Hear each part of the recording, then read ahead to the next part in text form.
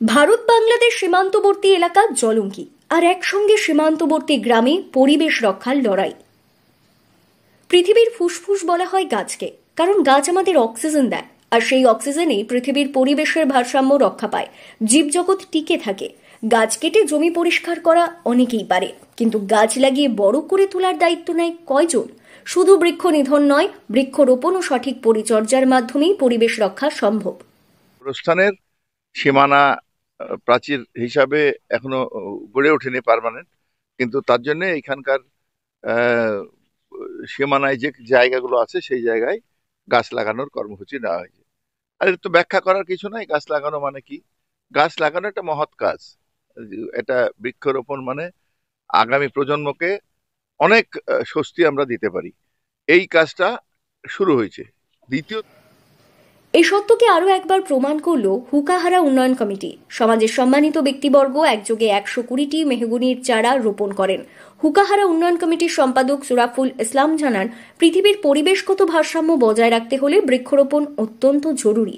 সেই উপলব্ধি থেকে সমাজ উন্নয়ন কমিটির পক্ষ থেকে হুকাহারা যাওয়ার রাস্তার দুধারে 120টি মেহগনির চারা রোপণ করা হয়েছে।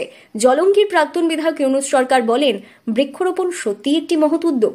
আজ আমরা যে গাছ লাগাচ্ছি তা শুধু আমাদের নয়, আগামী প্রজন্মও এর সুফল পাবে। তারা আমাদের কাজ দেখে অনুপ্রাণিত হবে এবং সর্বত্রই বৃক্ষরোপণে উৎসাহিত হবে।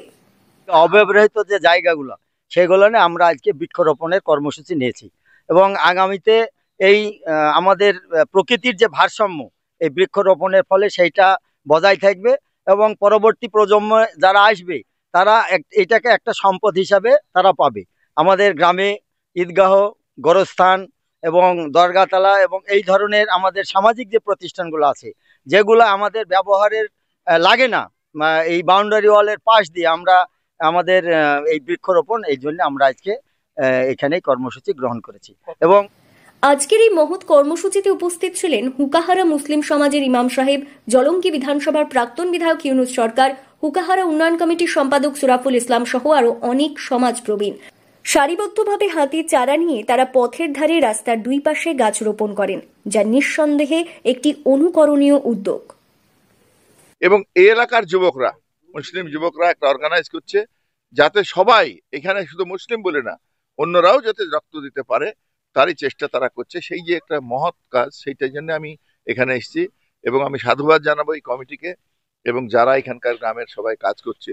এটা ঠিকই কোনো ব্যক্তির পক্ষে সম্ভব না কোনো কাজ করা, কিন্তু মুর্শিদাবাদ থেকে তন্ময় মণ্ডলের রিপোর্ট, লোকাল 18 বাংলা।